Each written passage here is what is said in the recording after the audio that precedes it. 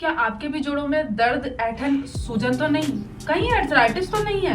हाय, मेरा नाम डॉक्टर अवनिका है। बाय प्रोफेशन एक फिजियोथेरेपिस्ट हूँ और अपने प्रैक्टिस में मैंने बहुत सारे आर्थराइटिस पेशेंट्स को डील किया है और ट्रीट किया है। आज उसी बेसिस पे ये वीडियो बना रही हूँ। इसमें आर्थराइटिस को बेसिक से समझेंगे और जानेंगे आर्थराइटिस क्या होता है, types, symptoms, causes, risk factors and everything about arthritis. और हाँ, एंड में मोदी केयर की सप्लीमेंट्स के बारे में भी बताऊंगी। आर्थराइटिस हो तो क्या सप्लीमेंट्स आपको मोदी केयर से देने हैं।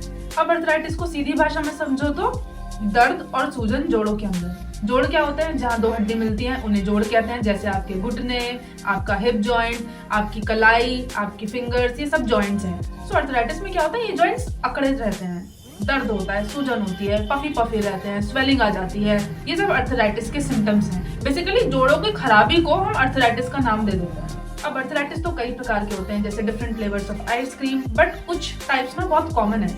अब इन सबको हम समझेंगे लेकिन बहुत ही आसान भाषा में। पहला है ऑस्टियोआर्थराइटिस। ये घिसावट वाला आर्थराइटिस है। Think of it like tyre होता है ना गाड़ी का, चलते चलते साल दर साल चलते चलते घिस जाता है ना, सेम ऐसी जॉइंट्स के साथ होता है। जॉइंट्स के बीच में कार्टिलेज होती है जो दो हड्डियों के बीच में कुशन लाइक काम करती है।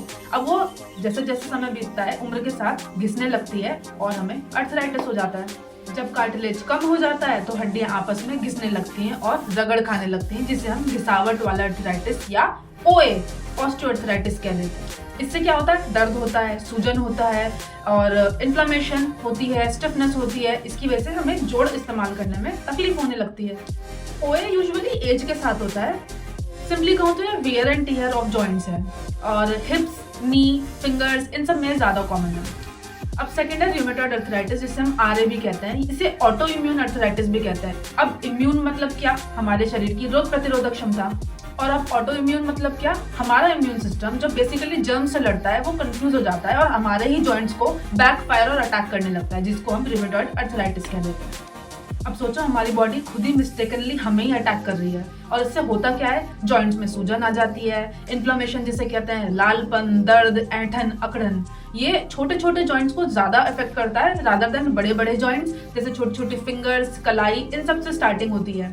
तो इसको हम रूमेटॉइड आर्थराइटिस का नाम देते हैं, जिसे हम आरए कहते हैं। और हाँ, ये ना एक से ज्यादा जॉइंट्स को अफेक्ट करता है और ये बॉडी का अपना ही प्रॉब्लम है। ये वियर एंड टियर से इसका कोई लेना देना नहीं है और किसी भी एज में ये हो सकता है। इसे आप ऐसे याद कर सकते हो कि ये बॉडी अटैकिंग इटसेल्फ वाला आर्थराइटिस है। अब नेक्स्ट है गाउट। ये भी एक टाइप का आर्थराइटिस है। इसको बोलते हैं क्रिस्टल वाला आर्थराइटिस। इमेजिन छोटे छोटे शुगर जैसे दाने, छोटे छोटे क्रिस्टल जो हमारे जॉइंट्स पे अटैक करना शुरू कर देते हैं। ये क्रिस्टल्स जॉइंट में जमा हो जाते हैं और ना अचानक से दर्द और अकड़न और जो भी जॉइंट होता है वो मूव करना कम कर देता है या बंद कर देता है। दर्द इतना ज्यादा होता है तो इसको हम गाउट अटैक कहते हैं। ये क्रिस्टल्स बेसिकली यूरिक एसिड के होते हैं जो जमा हो जाते हैं इन छोटे छोटे जॉइंट्स पर। बेसिकली ये बिग टो यानी कि जो आपके पैर का बड़ा वाला अंगूठा है उस पर ज्यादा अटैक देखा गया है गाउट का। गाउट अटैक सडनली आते हैं और फिर चले भी जाते हैं, पर अगर हम इन्हें कंट्रोल ना करें तो ये बार बार आने के चांसेस इसके बढ़ जाते हैं। तो ये मेन टाइप्स ऑफ आर्थराइटिस है। और भी बहुत सारे आर्थराइटिस हैं, जैसे सोरियाटिक आर्थराइटिस, एंकाइलोजिंग स्पॉन्डिलाइटिस, लेकिन ये कॉमन है।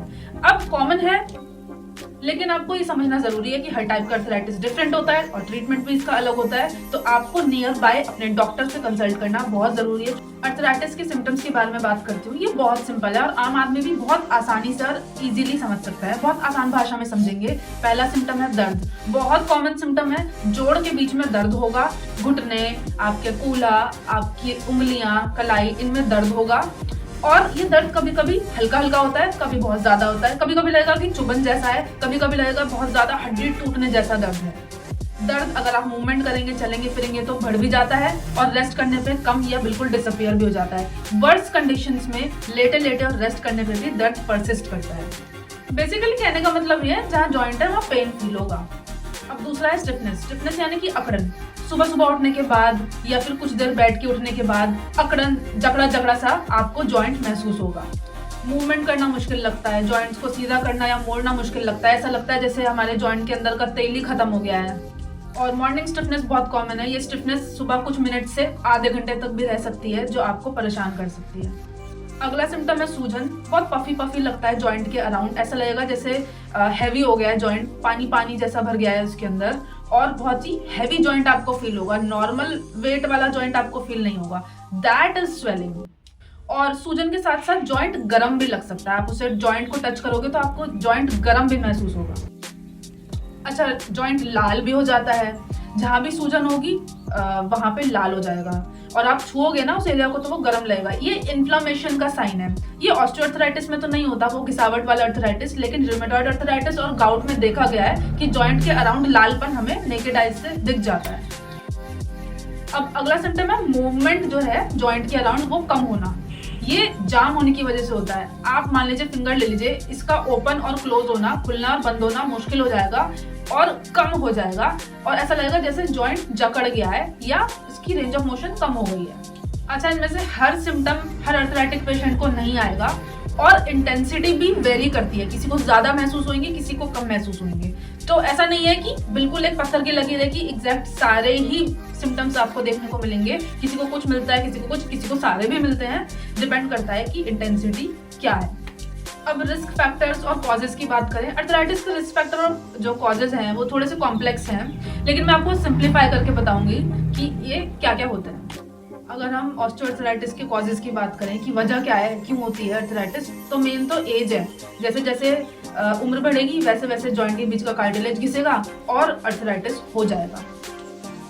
दूसरा है, अगर कभी आपको जॉइंट पे चोट लगी है, लिगामेंट टियर या फ्रैक्चर, तो वो ओए होने का खतरा बढ़ा सकता है।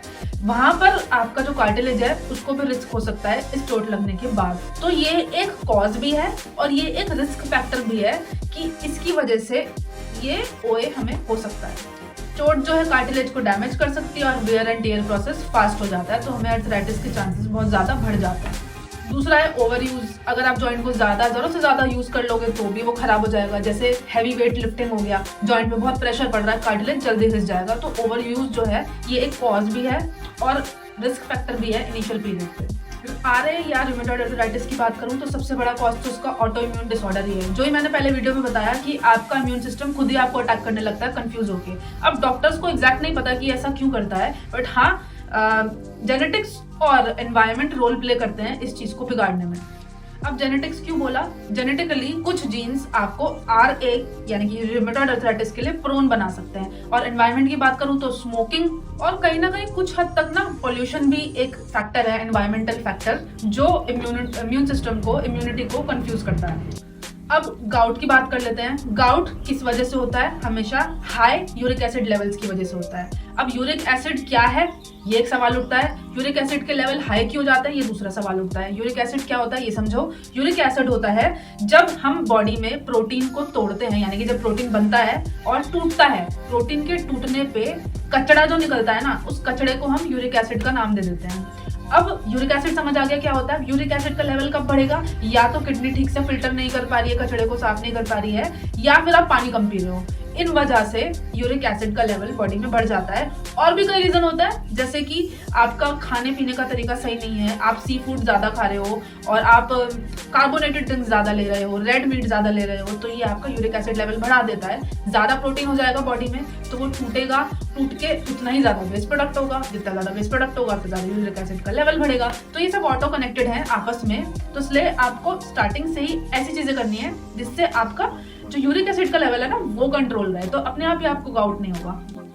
जो अल्कोहल बहुत ज्यादा लेते हैं वो बहुत ज्यादा यूरिक एसिड लेवल बढ़ाता है। ओबेसिटी भी एक रीजन है जिससे हमारा यूरिक एसिड बढ़ जाता है। ओबेसिटी तो खैर हर तरह की अर्थराइटिस में ही रोल प्ले करती है, अगर आप ओबीज हैं तो 100 तरह की बीमारियां तो अपने आप ही लग जाती हैं। तो ओबेसिटी यहाँ भी रोल प्ले करती है और यूरिक एसिड बढ़ाने में भी प्ले करती है। अल्कोहल बियर कंजम्पशन नहीं करना है, यूरिक एसिड लेवल उससे बहुत ज्यादा बढ़ता है, कचड़ा बहुत ज्यादा बनेगा और निकल नहीं पाएगा, जॉइंट्स में जमा हो जाएगा, क्रिस्टल बन जाएंगे और फिर आपको गाउट हो जाएगा। किडनी की कोई डिजीज है तो वो फिल्टर नहीं कर पाएगी सही से, तब भी यूरिक एसिड का लेवल बढ़ जाता है। और हाई ब्लड प्रेशर से, डायबिटीज से तो रिस्क बढ़ ही जाता है यूरिक एसिड बढ़ने का। अब थोड़े से ना रिस्क फैक्टर की मैं बात कर लेती हूँ। रिस्क फैक्टर और कॉजेज दोनों में थोड़ा सा फर्क होता है। रिस्क फैक्टर क्या है, वो बस रिस्क बढ़ाते हैं, लेकिन कॉजेज क्या है, वो डायरेक्टली ही एक्ट करते हैं। अब कह सकते हैं एक तरीके से कि कॉजेज रिस्क फैक्टर्स थोड़े थोड़े आपस में मिलते जुलते लगते हैं, लेकिन फिर भी मैं आपको रिस्क फैक्टर्स के बारे में बता देती हूँ कि अगर आपको ये चीजें हैं तो आपको अपना ध्यान रखना पड़ेगा ताकि ये कॉज ना बन जाए अर्थराइटिस की। फॉर एग्जाम्पल मैं बताती हूँ एज एज है, अगर एज ज़्यादा बढ़ रही है आपको तो आपको अपने आप ही जॉइंट्स का ध्यान रखना है, ओवर यूज से बचना है, जेंटल एक्सरसाइजेस करनी है ताकि ये रिस्क फैक्टर कॉज में ना कन्वर्ट हो जाए।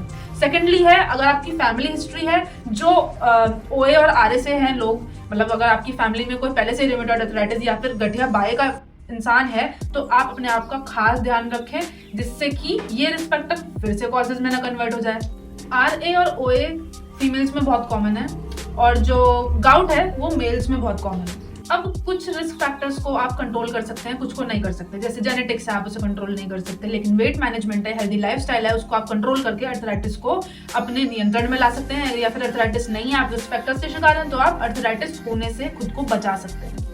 फॉर एग्जाम्पल, अगर मैनेजमेंट की बात करूं, आपका वेट बढ़ा हुआ है लेकिन आप फिर भी जॉगिंग रनिंग बहुत ज्यादा कर रहे हो, उससे ओवर यूज होगा। आपका वेट जितना भी है, जॉगिंग और रनिंग करने से आपके घुटनों पे पड़ेगा और वियर एंड टियर का प्रोसेस फास्ट हो जाएगा। ऐसे में क्या करें, कभी भी वेट बियरिंग एक्सरसाइज करके आप अपना वेट मत कम करो। आप क्या करो, साइकिलिंग करो। रनिंग और जॉगिंग की जगह आप साइकिलिंग करोगे तो आपकी बॉडी का वेट आपके घुटनों पे नहीं पड़ेगा और आपको अर्थराइटिस नहीं होगी। मैक्सिमम लोगों का सुना है कि मेरा वेट ज्यादा था, मैं रनिंग करता था, जॉगिंग करता था, इतने इतने किलोमीटर दौड़ता था और अब मुझे ये घुटनों में दर्द होने लगा है। क्यों होने लगा है? क्योंकि आपको 10 किलो 20 किलो वेट बढ़ा हुआ है, वो डायरेक्ट आपके जॉइंट पे इफेक्ट करेगा। आपको क्या करना है, आपको स्टैटिक साइकिलिंग या फिर नॉर्मल वाली साइकिलिंग करनी है ताकि आपकी बॉडी का वेट आपके घुटनों पे ना पड़े और वियर एंड टियर वाली स्थिति ना हो जाए। ये बहुत बड़ी गलती है जो लोग करते हैं और अपने जॉइंट्स को खराब कर लेते हैं अपने टाइम से पहले। आजकल 35 की एज में भी ऑस्टियोआर्थराइटिस देखने को मिल रहा है। रीजन भी मोटापा है, काफी मोटे हैं और वॉकिंग और रनिंग और जॉगिंग करने से अपना वेट कम करना चाहते हैं, जो बहुत ज्यादा गलत है। पहले वेट थोड़ा नियंत्रण में लाओ और बाकी एक्सरसाइजेस करो, वेट बियरिंग मत करो ताकि आपके ऊपर की बॉडी का वेट आपके घुटने पे पड़े और घुटना बर्बाद कर दे। कमिंग टू डायग्नोसिस यानी कि डिटेक्ट करने का तरीका। अपने आप से डिटेक्ट नहीं होगा, नियर बाय जो भी डॉक्टर अवेलेबल हैं आपके पास, वहां जाइए। डॉक्टर क्या करेंगे, जॉइंट चेक करेंगे, देखेंगे सूजन क्यों है, अकड़न क्यों है। जरूरत पड़ने पे एक्सरे MRI का भी इस्तेमाल कर सकते हैं आपकी जॉइंट के अंदर की स्थिति देखने के लिए और परखने के लिए। ट्रीटमेंट ऑप्शन की बात करूं तो अर्थराइटिस का इलाज है, ऐसा नहीं है। ये एक समाज में मिथ फैला हुआ है कि एक बार अर्थराइटिस हो गया तो बस सब खत्म, ऐसा नहीं है। ट्रीटमेंट भी है और प्रॉपर सॉल्यूशन भी है। आप पूरा तरीके से ठीक हो सकते हैं अगर आप अपने आप पे ध्यान देना शुरू करें और सही समय पे ट्रीटमेंट लें। उसको झेले नहीं, उस रोग को पाले नहीं ताकि वो और बढ़े नहीं। अब इलाज कई तरीके के हैं, जल्दी सुनो और आसान भाषा में सुनो। पहला, वेट कम करो, लाइफस्टाइल चेंज करो और बॉडी वेट कम करोगे तो जॉइंट पे प्रेशर कम पड़ेगा। सेकेंडली क्या है, अपने फिजिकल थेरेपिस्ट के पास जाके उनसे मिलो और उनसे पूरे सेशंस लो। वो प्रॉपर स्ट्रेंथनिंग और स्ट्रेचिंग एक्सरसाइजेस आपको बताएंगे और आपके जॉइंट को बचा लेंगे। थर्ड क्या है, हल्की फुल्की एक्सरसाइजेस घर पे भी करते रहो ओवरऑल बॉडी की। अगर रिमेटॉइड अर्थराइटिस फैल रहा है, क्योंकि मैंने बताया था वो मल्टीपल जॉइंट्स में फैलता है, तो उस फैलने से बच जाएगा और स्टिफनेस होने से बच जाएगी। कुछ दवाइयाँ होती हैं जो डॉक्टर्स देते हैं। एक तो पेन किलर्स होती हैं दर्द कम करने की, सूजन कम करने के लिए एनसाइड्स होती हैं और कई सारी डिजीज मॉडिफाइंग दवाइयाँ होती हैं जो रिमेटॉइड अर्थराइटिस और गाउट के पेशेंट्स में देखने को मिली हैं, जो पेशेंट्स को दी जाती हैं। अब अगर मैं गाउट की बात करूं तो गाउट के 2 तरह के ट्रीटमेंट होते हैं। जब गाउट अटैक आया तब पेन किलर देके रिड्यूस किया जाता है। दूसरा क्या है कि decreasing the uric acid level through the timing. तो मैनेजमेंट जो होता है ना मेन डॉक्टर्स का, आपके यूरिक एसिड के लेवल को कंट्रोल करने का ज्यादा होता है। तो आप अपने नियर बाय डॉक्टर के पास जाने से ना बचें और जरूर जाएं। और पानी बहुत ज्यादा पिएं। आप जितना ज्यादा पानी पियोगे गाउट की समस्या उतनी ज्यादा कम हो जाती है, क्योंकि आप किडनी को हेल्प करते हो जल्दी से जल्दी ये कचरा और ये वेस्ट ना फिल्टर करने के लिए। कुछ देखो दूसरे इलाज भी होते हैं, जैसे किसी को ज्यादा दिक्कत है तो जॉइंट में वो इंजेक्शन लगा देते हैं डॉक्टर्स, पेन कम करने के लिए, सूजन कम करने के लिए। सेकेंडली क्या है कि जब बहुत ज्यादा वर्सन केस होता है तो सर्जरी भी एक ऑप्शन है, जॉइंट रिप्लेसमेंट। तो इलाज तो बहुत तरीके के हैं, लेकिन आपके लिए कौन सा बेस्ट है वो सिर्फ आपके डॉक्टर ही आपको बता सकते हैं, आपकी करंट सिचुएशन देखते हुए। आप केन्स का और ब्रेसेस का भी यूज कर सकते हैं, साइड में पिक्चर आप देख लीजिए। और आप ना अपनी लाइफस्टाइल में हेल्दी फूड को वेलकम कर सकते हो। बहुत सारे ऐसे एंटी इंफ्लेमेटरी फूड हैं जो आपके जोड़ों की सूजन को कम करने में आपकी बहुत हेल्प करेंगे। मैं कुछ एग्जांपल्स बताती हूँ। लाइक फैटी फिश होता है, जितना भी आप खाना बना रहे हो ऑलिव ऑयल में बनाओ। नट्स, सीड्स बहुत हेल्प करती हैं इन्फ्लेमेशन को कम करने के लिए। अदरक, लहसुन, हल्दी बहुत अच्छा है। ब्राउन राइस बहुत अच्छा है। स्ट्रॉबेरीज, रास्पबेरीज, ब्लूबेरीज बहुत अच्छी है, इन्फ्लेमेशन कम करती हैं। पालक, ब्रोकली, शिमला मिर्च, टमाटर इन्फ्लेमेशन बहुत अच्छा कम करता है। आप चेरी भी खा सकते हो, बहुत अच्छी इन्फ्लेमेशन रिड्यूस करती है। जो पैकेज फूड होते हैं और प्रोसेसिंग फूड होते हैं, शुगरी आइटम है, इन सब से बचो। ये सब इन्फ्लेमेशन को बहुत ज़्यादा राइज कर देती है, हाइप कर देती है। अब अगर आप रिस्क फैक्टर्स की श्रेणी में आते हैं तो आपको प्रिवेंशन ज़रूर करना है। प्रिवेंशन में आप क्या करोगे? वेट कम करोगे, हेल्दी डाइट खाओगे, एंटी इन्फ्लामेटरी फूड खाओगे एंड स्पेशली चोट से बचोगे। अगर आपको फ्रैक्चर या लिगामेंट टियर हो जाता है उस एरिया में तो डेफिनेटली आप रिस्क फैक्टर से कॉजेज में पहुंच जाओगे। तो चोट लगने से बचो कि चोट ना लगे, अपने आप का ध्यान रखो एंड स्मोकिंग एंड ड्रिंकिंग छोड़ दो क्योंकि गाउट भी बढ़ सकता है। स्मोकिंग से ऑटो इम्यून डिसऑर्डर वाला जो मैंने बताया था वो भी हो सकता है। स्मोकिंग एंड ड्रिंकिंग जो है प्लीज अवॉइड दिस ताकि ये प्रिवेंशन में ही रहे और ये कॉज में ना कन्वर्ट हो जाए। अब बात करते हैं मोदी केयर सप्लीमेंट्स के बारे में। अर्थराइटिस है तो पेशेंट्स को क्या क्या सप्लीमेंट्स देना होगा ताकि उनकी अर्थराइटिस की जो भी प्रॉब्लम चल रही है, चाहे वो RA है, गाउट है या फिर OA है, ठीक हो जाए और उनको हेल्प करे। ग्लूकोजामाइन टैबलेट 2 गोली सुबह 2 गोली रात खाना खाने के बाद। ग्लूकोजामाइन कार्टिलेज को बहुत अच्छे से न्यूट्रिशन प्रोवाइड कराएगा और उसको घिसने से रोकेगा या बचाएगा, कह सकते हैं कि कंट्रोल कर लेगा। सेकेंडली कैल्शियम कॉम्प्लेक्स, हड्डियां मजबूत होंगी तो जो आपकी बॉडी का प्रेशर है वो जॉइंट पे कम पड़ेगा। विटामिन D ताकि कैल्शियम अच्छे से बॉडी में एब्जॉर्ब हो जाए। 3 चीजें तो ये हो गई। अब नेक्स्ट है क्रिल ऑयल, आपके जॉइंट को, जो भी अफेक्टेड जॉइंट है उसमें एक तरीके से ग्रीसिंग का या ऑयलिंग का काम करेगा, आम भाषा में कहूँ तो। एंड नेक्स्ट है पेन ऑयल, जहाँ भी जिस भी जोड़ में दर्द है या अर्थराइटिस हो गया है वहां पर पेन ऑयल दिन में 2 बार आप लगा लो। आपके नॉर्मल जो भी सिम्टम्स मैंने आपको बताए थे उन सबके रिडक्शन में बहुत अच्छी हेल्प करेगा।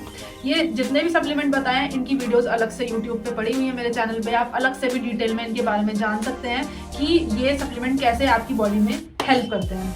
ये वीडियो अगर आपको अच्छा लगा हो तो अपने ज़रूरतमंद और जानकार दोस्त को शेयर करें और मेरे से फ्री कंसल्टेशन लेने के लिए नीचे जो डिस्क्रिप्शन में नंबर दिया गया है उस पर आप मेरे से 1-to-1 कॉल पे या मैसेज पर बात भी कर सकते हैं। Thank you so much.